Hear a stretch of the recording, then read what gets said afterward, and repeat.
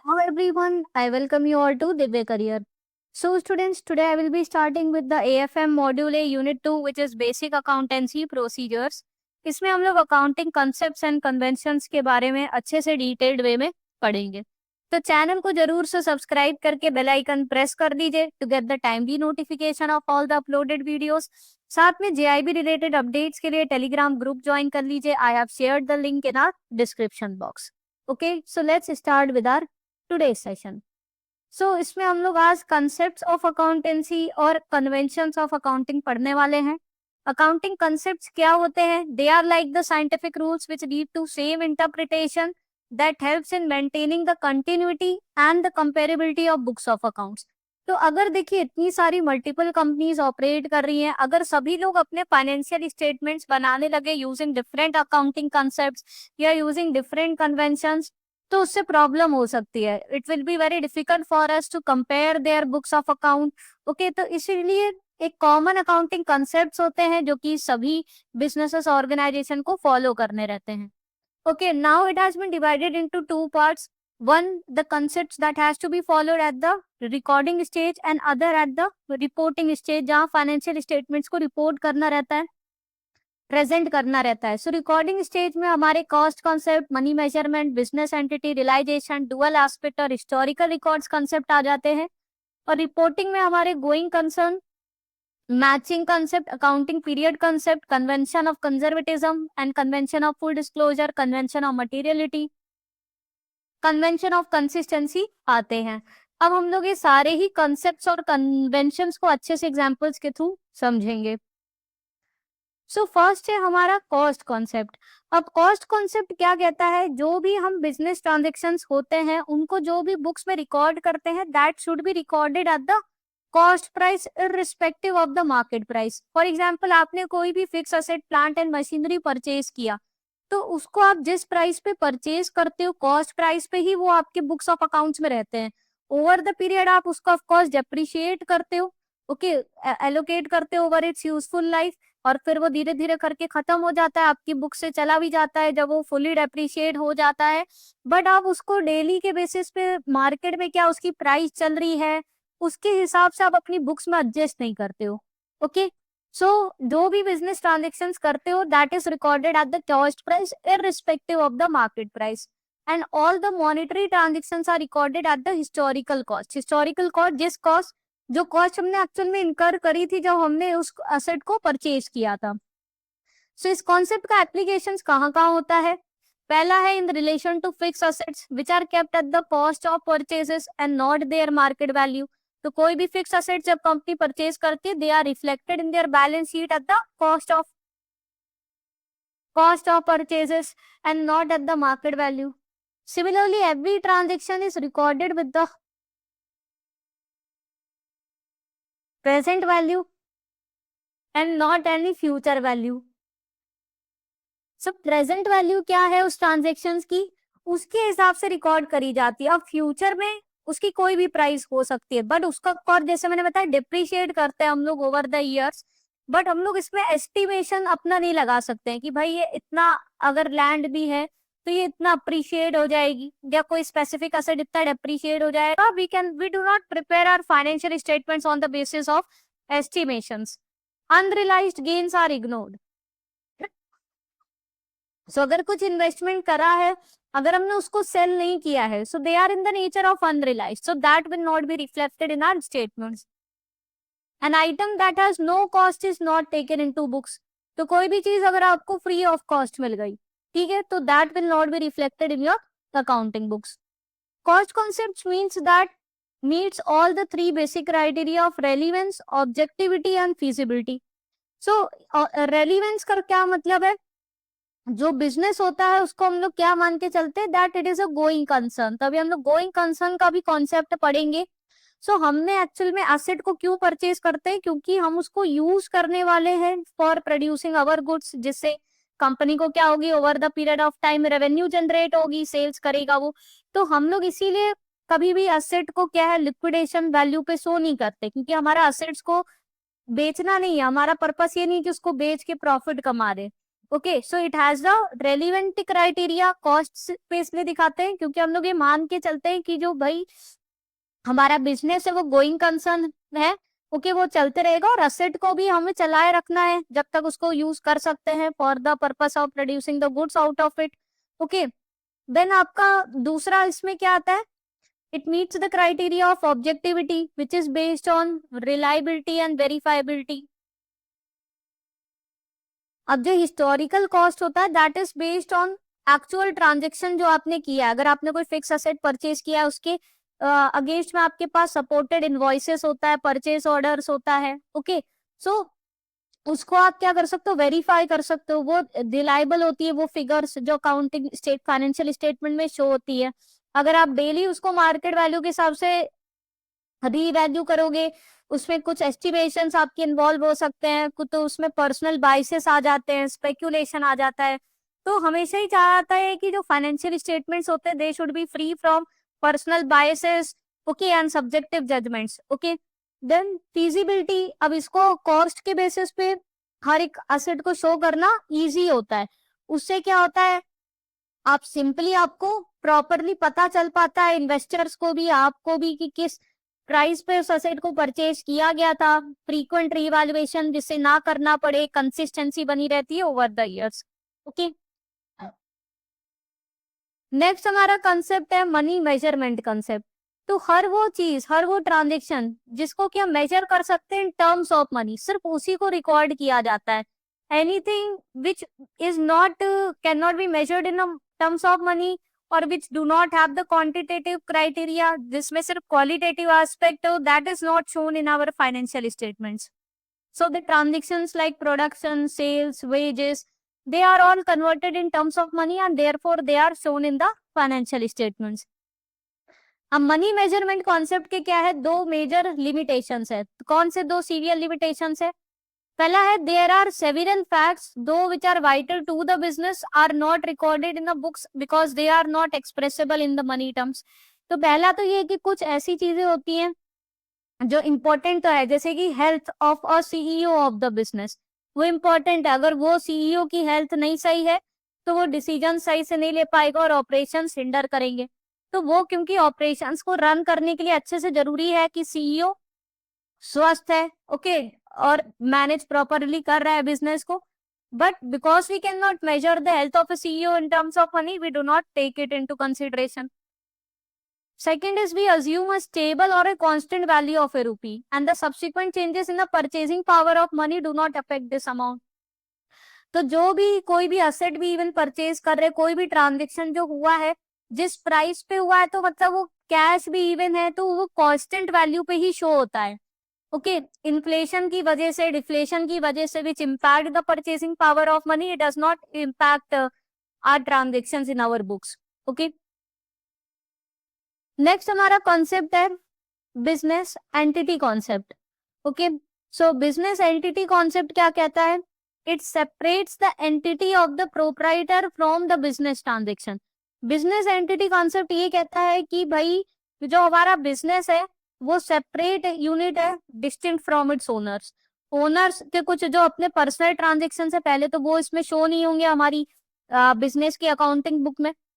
Okay, अब जैसे कुछ भी ओनर अगर इन्वेस्टमेंट करता है बिजनेस में, अगर ओनर इन्वेस्टमेंट करता है तो वो बिजनेस के लिए क्या होता है, वो बिजनेस के लिए एक तरीके से लाइबिलिटी होती है, इसीलिए वो लाइबिलिटी साइड में शो किया जाता है इक्विटी हेड के अंदर में, क्योंकि वो पैसा एक्चुअल में बिजनेस को कमा के देना है ओनर्स को। ओके, वैसे ही अगर ओनर विड्रॉ करता है कुछ मनी, उसमें से निकालता है बिजनेस में से, तो वो उतना ही पैसा क्या है, माइनस हो जाता है लाइबिलिटी से and it is shown as a drawings. इसलिए जो भी बिजनेस ट्रांजेक्शन है, असेट्स है, लाइबिलिटीज है, उनको ओनर से पर्सनल यूज से एक तो सेपरेट रखना है। ओके, और कुछ भी मनी ओनर अगर लगा रहा है बिजनेस में, इसीलिए उसको लाइबिलिटी ट्रीट किया जाता है बिजनेस के लिए, क्योंकि वो एक्चुअल में बिजनेस का पैसा नहीं है, उस प्रोप्राइटर, उस ओनर का है जिसने वो पैसा लगाया है, और वो एक तरीके से लाइबिलिटी है बिजनेस की कि वो उसको उस पर रेवेन्यू अर्न करके वापस करे। So the capital contributed by the owner is a liability for a business because business is an artificial person different from the owner. So company के केस में तो क्या होता है, company is considered to be a separate entity. Okay, from its member, तो उसके लिए concept सही से यूज हो जाता है। But proprietorship firm, partnership firm, वहां पे लीगली दोनों को सेम एंटिटी ट्रीट किया जाता है, बट अकाउंटिंग पर्पज से डिफरेंट एंटिटी ट्रीट किया जाता है। So applications of this concept, any money which is withdrawn by the proprietor is treated separately as drawing. जैसे बताया वो लाइबिलिटी से उतना माइनस हो जाता है, ओके, ड्रॉइंग करके शो करते हैं। Profit is a liability while loss is an asset. अगर प्रॉफिट है तो वो लाइबिलिटी है, because it has to be return to the owners. जैसे अगर शेयर होल्डर्स है जिन्होंने इक्विटी इन्वेस्ट किया है, so it has to be return in the form of dividends to the shareholders. Financial performance of entities ascertained by recording the business revenues and expenses. तो जो business से operation से जो revenue expenses होते हैं वो ही पीएल स्टेटमेंट में show करते हैं। पर्सनली कुछ भी ओनर का अपना पर्सनल ट्रांजेक्शन है, पर्सनल यूज उसने किया, उसके कुछ पर्सनल रेवेन्यू एक्सपेंसेस है, that is not reflected in the financial statements. It is useful at the time of liquidation for determining the payouts to the various stakeholders. अब कुछ creditors है जिसको पैसा देना है, तो वो जो भी बिजनेस असेट लिक्विडेट होंगे उसमें से उनको पे आउट दिया जाएगा अगर बिजनेस वाइंड अप होता है तो। ओके, इससे क्या होगा, जो पर्सनल जो ओनर्स है, शेयर होल्डर्स है, उनके पर्सनल असेट को अटैच नहीं किया जा सकेगा। Okay, only business asset should be used, they will be liquidated to pay out to the different stakeholders, whether it is like an investor in the form of shareholder, or maybe the creditor, or maybe the employees जिनकी salary due रह गई। Okay, next concept है आपका realisation concept. Realisation concept ये कहता है कि हमें रेवेन्यू को कब रिकॉग्नाइज करना है, क्या कब रिकॉर्ड करना है, when it is earned and realised, when it is realised और अर्न। अच्छा, इसमें लिखा ही हुआ एकदम, ये देखिए, रेवेन्यू को कब हम लोग रिकॉग्नाइज करते हैं, इट इज ट्रीटेड जब एक तो रियलाइज और अर्न हो, not when it is actually received. और उसको रियलाइज और अर्न कब माना जाता है, when the property in the goods passes to the buyer and he becomes legally liable to pay for the goods. तो दो चीजें हैं कि आपको एक तो रेवेन्यू को अपनी बुक्स में रिकॉग्नाइज कब करना है, जब वो रेवेन्यू आप अर्न करो, नॉट नेसेसरी कि अब वो आपको रिसीव हुई कि नहीं हुई। So not when you receive it, मतलब एज अ सेलर आपने कोई गुड सेल करे, बायर ने एक्सेप्ट कर लिए, तो now you can show it as that revenue in your books, भले ही उसके अगेंस्ट अभी आपको कैश पेमेंट रिसीव नहीं हुआ है। ओके, सो वही लिखा है, जब उसके पे वो लीगल ऑब्लिगेशन बायर के ऊपर बन गया to make the payment for the goods and services, there is a certainty that you are going to receive the payment from the buyer, you will recognise as a revenue in your books. Applications कहाँ पे use होता है concept, first and no future income is considered. तो हम लोग अपने मन से कोई भी फ्यूचर इनकम फ्यूचर में हो सकती है जिसका कोई सर्टेनिटी नहीं है, कुछ एस्टिमेशंस पर बेस्ड है, उसको नहीं रिकॉर्ड करते। Rules of revenue recognition determine that earning process should be either complete or near completion. तो earning process कब complete होता है, when the sales has been made, goods has been transferred to the buyer and buyer has accepted its obligation to make the payment. Transaction is only converted to sales once the buyer explicitly accepts the goods within the agreed upon approval period. तो वही चीज इसमें भी लिखी है। It prevents the business firms from inflating their profits by recording the incomes that are likely to accrue. Expected incomes or gains are not recorded. साथ में ये प्रिवेंट करता है बिजनेसेस को कि भाई जो एक्सपेक्टेड इनकम है उसको रिकॉर्ड ना किया जाए, जिससे क्या हो, बिजनेसेस फालतू इन्फ्लेटेड प्रॉफिट्स को शो ना करे कि जिसके बेसिस पे इन्वेस्टर्स गलत डिसीजंस लेकर इन्वेस्ट ना कर दे।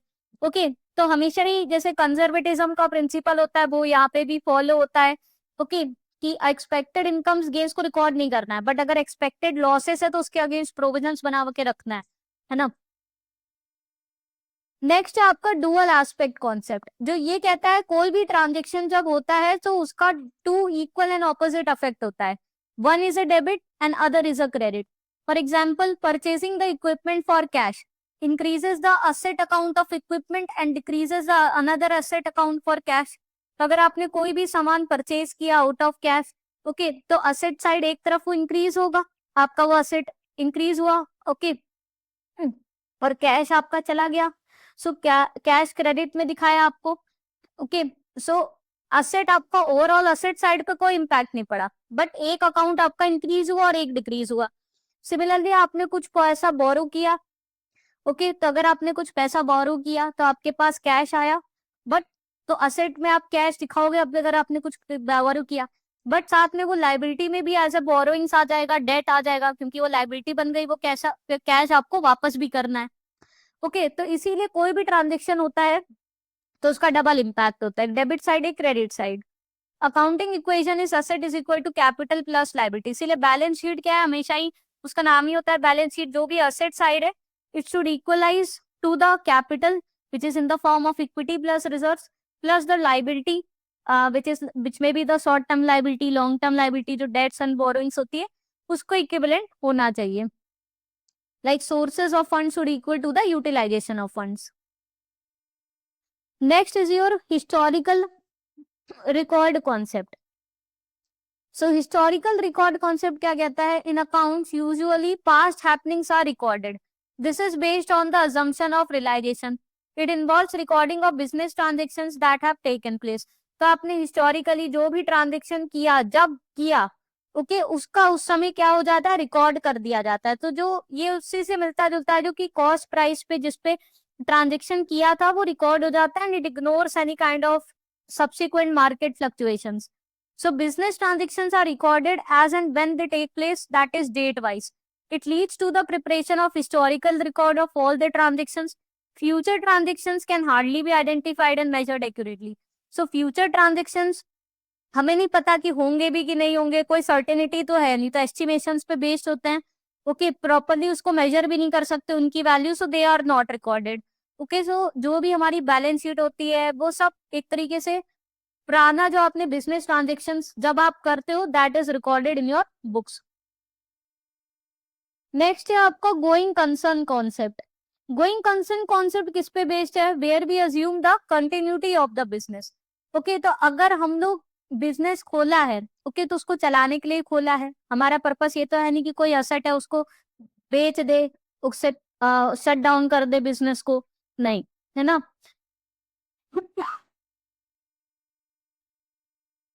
So this concepts indicate that the business is a going concern. It means business continues with its activities as usual and transactions are recorded accordingly. So क्योंकि यहाँ पर हम लोग कंटिन्यूटी का assumption मान के चलते हैं कि बिजनेस जो है वो हमने चलाने के लिए खोला है, not to shut down or to sell its assets.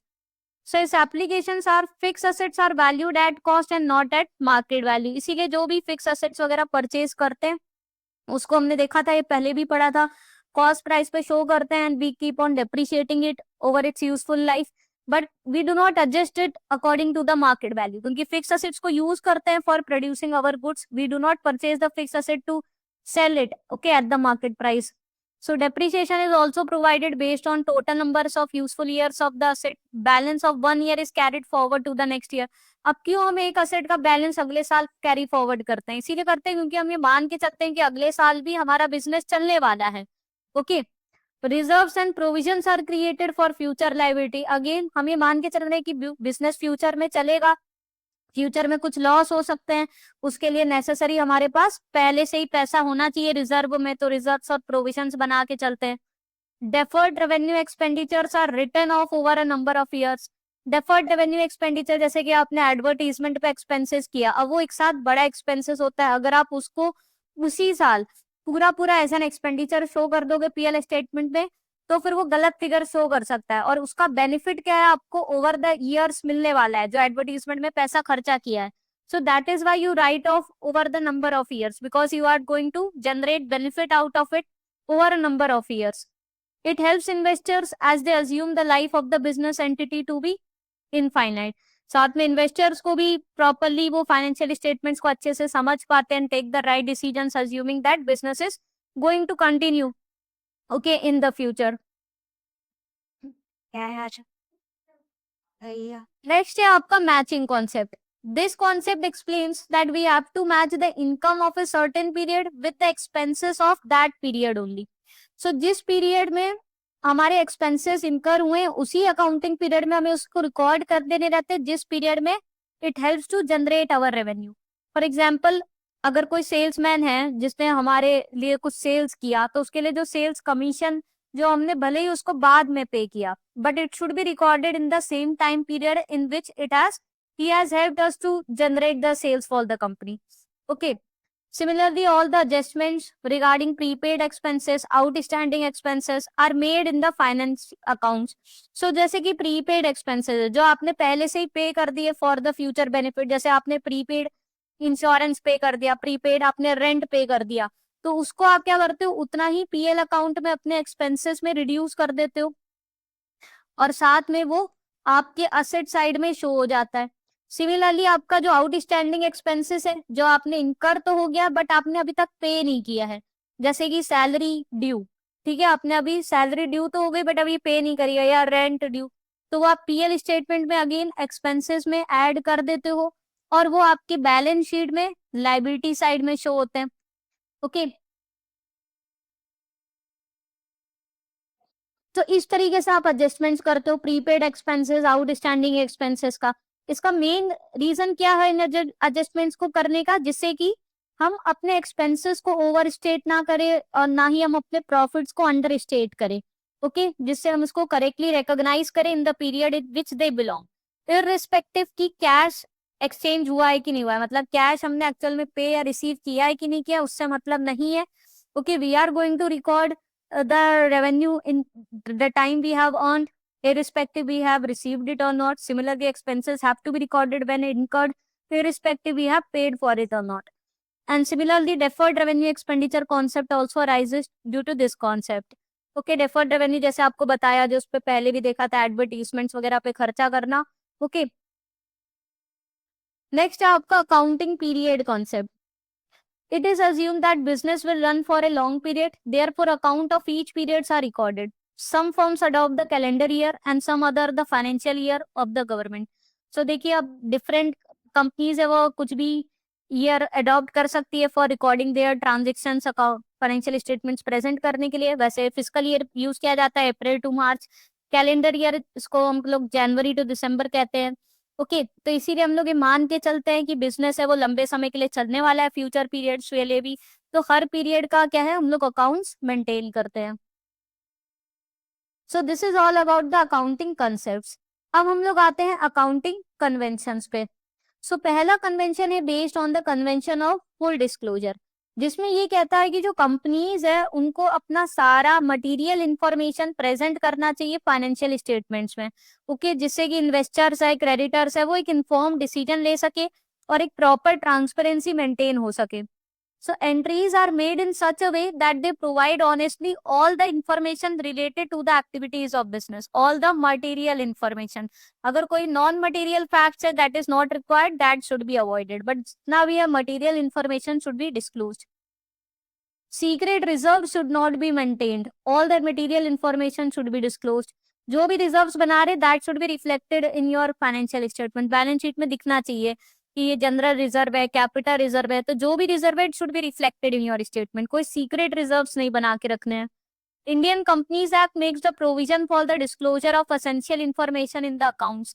Law prescribes the content of the balance sheet and PL account. So proper एक प्रोफॉर्मा होता है जो कंपनीज को फॉलो करना रहता है, क्या क्या कंटेंट उनको रिफ्लेक्ट करना है बैलेंस शीट पीएल स्टेटमेंट में, वो सभी कुछ उनको डिस्क्लोज करना रहता है।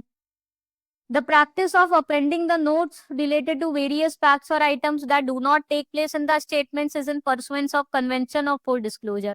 साथ में कंपनीज क्या होती है, नीचे नोट्स भी बना के रखती है, एक्सप्लेनेटरी नोट्स। तो जैसे कुछ आइटम्स जो हमारे अकाउंटिंग स्टेटमेंट्स में शो नहीं होते बट उनकी डिटेल क्या होती है उस नोट्स में रिफ्लेक्ट करती है, जैसे कि कंटीजेंट लाइबिलिटीज है। अब कंटीजेंट लाइबिलिटीज को शो नहीं कर सकते बैलेंस शीट में, but for the proper information to the investors, okay, उनके लिए कंटीजेंट लाइबिलिटीज क्या होता है पेंडिंग नोट्स में दिखाई जाती है। Okay, similarly the market value of investments, investments भी हम लोग कॉस्ट प्राइस पे शो कर रहे हैं बट मार्केट वैल्यू क्या है, okay, that is reflected in your appending notes. Second convention is the convention of materiality.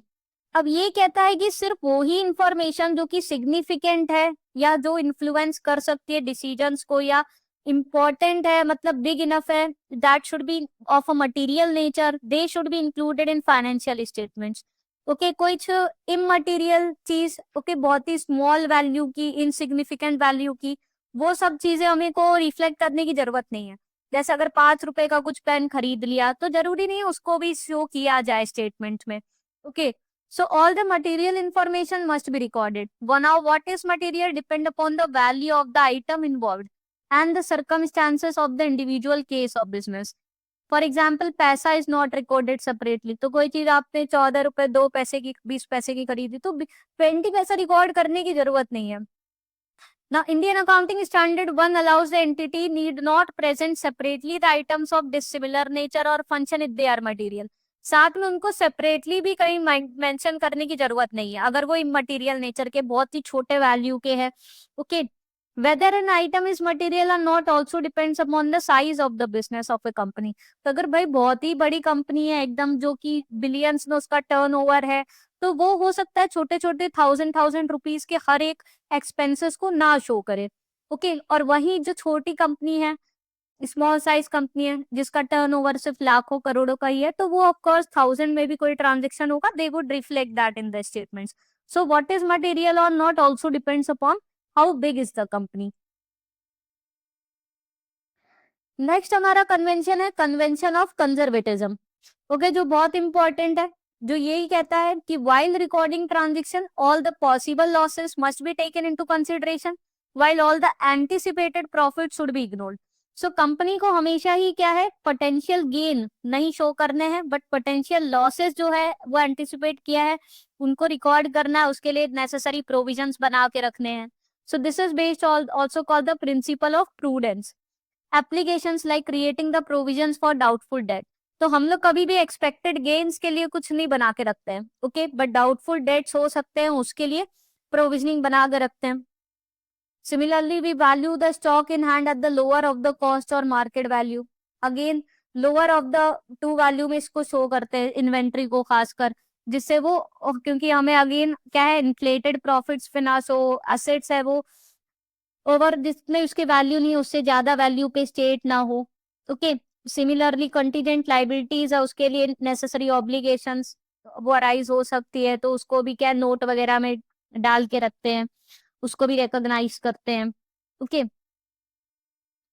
Next है convention of consistency. Convention of consistency ये कहता है कि बिजनेस जिस अकाउंटिंग प्रिंसिपल या मेथड को यूज कर रहा है उसको वो ही कंटिन्यू करना चाहिए to use it year after year, जिससे उसके जो फाइनेंशियल स्टेटमेंट्स है they could be easily comparable over the time. Okay, for example अगर वो कोई स्ट्रेट लाइन डेप्रिसिएशन यूज कर रहा है तो उसको वही यूज करना चाहिए ओवर द ईयर्स। ऐसा नहीं है कि अचानक से वो रिटर्न डाउन वैल्यू यूज करने लग गया।